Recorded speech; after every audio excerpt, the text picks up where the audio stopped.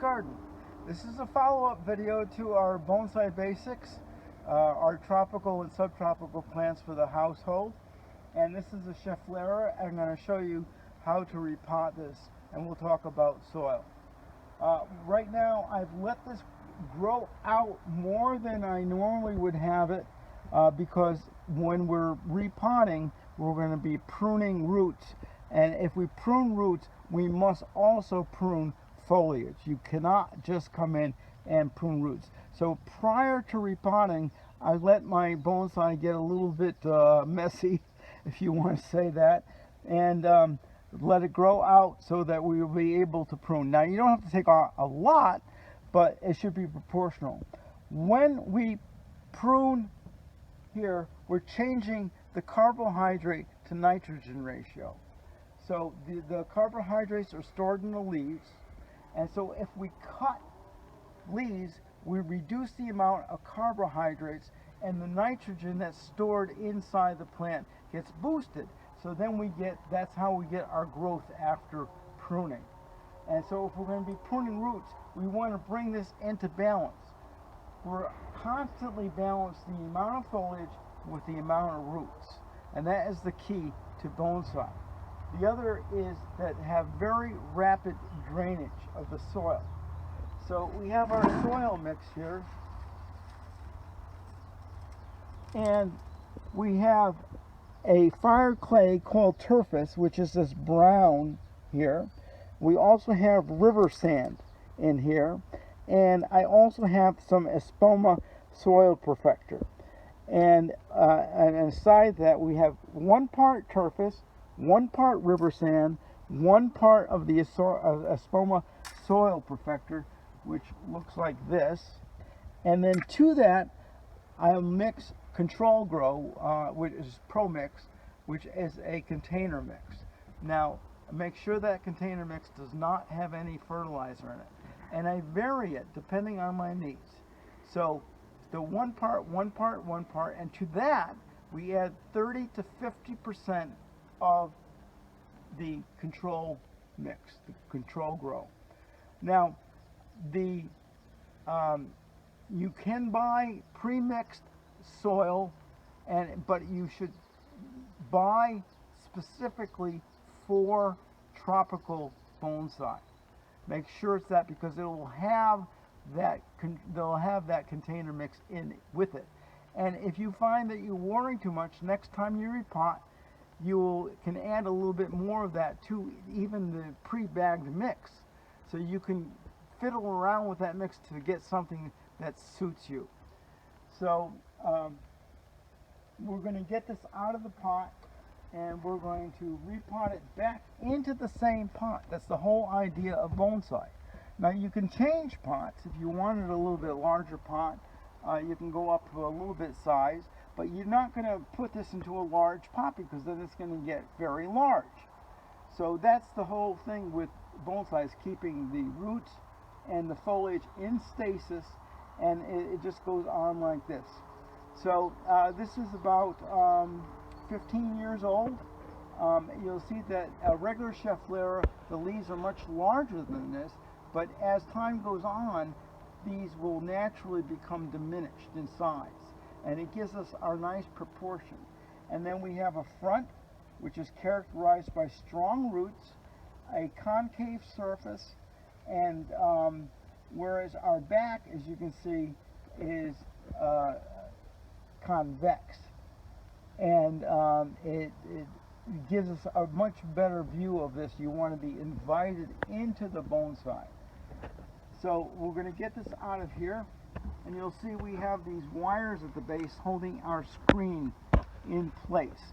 Our screen, if you watch your other video, is this needlepoint screen, and we cut it to the size of the hole. Bonsai pots are characterized by very large holes in proportion to the size of the pot. And so you don't want to cover the entire base of the pot with this. It's just enough to cover the square. So let's take a look and see what's going on here. Now, tropical bonsai are repotted every 2 to 3 years. Some of them can go as long as 5 years. But they will eventually need to be repotted, and then we'll put them back into the same pot. Now, if you get tired of the pot that you have, it's all right to change it, but it shouldn't be a bigger pot. So we're going around the edge here, and we'll give this a little tap, and we should, with a little bit of luck, we push on this, and there she goes. So that's not too bad. You want to try to work on the dry side, not be too wet, but it's been very, very dry. We're having a severe drought here, and I've had to water quite a bit.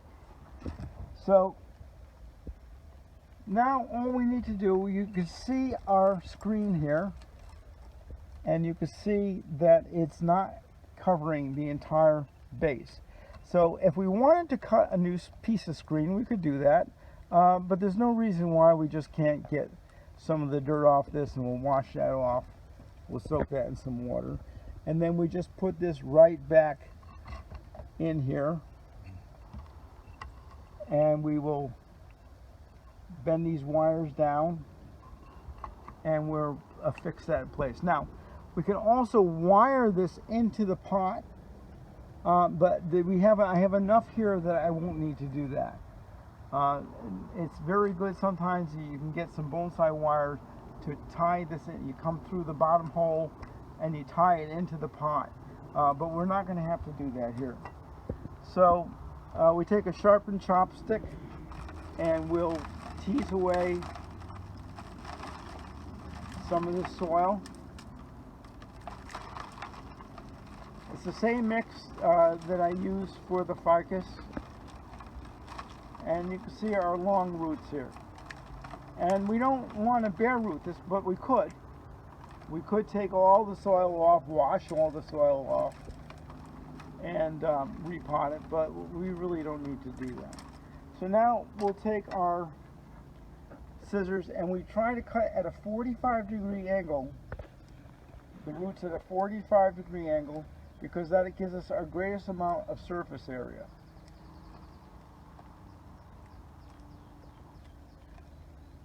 And then we'll add some of our mix in here.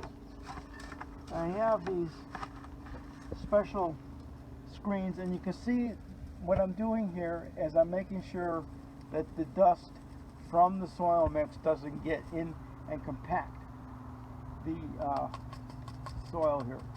So what we want to do is, with the base of this here,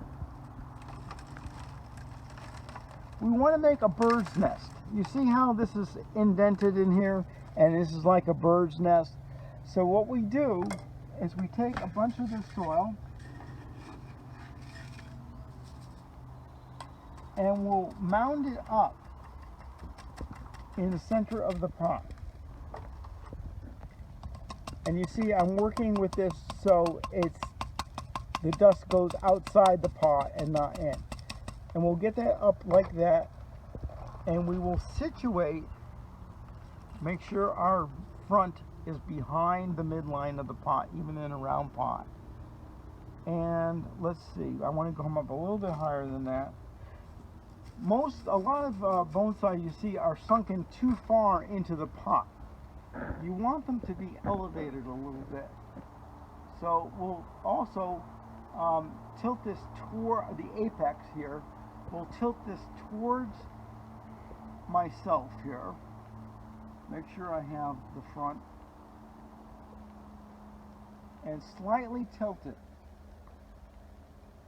And we say that the bonsai is bowing to the artist that created it. So we have this good result here. And then we'll add our rest of our soil in here.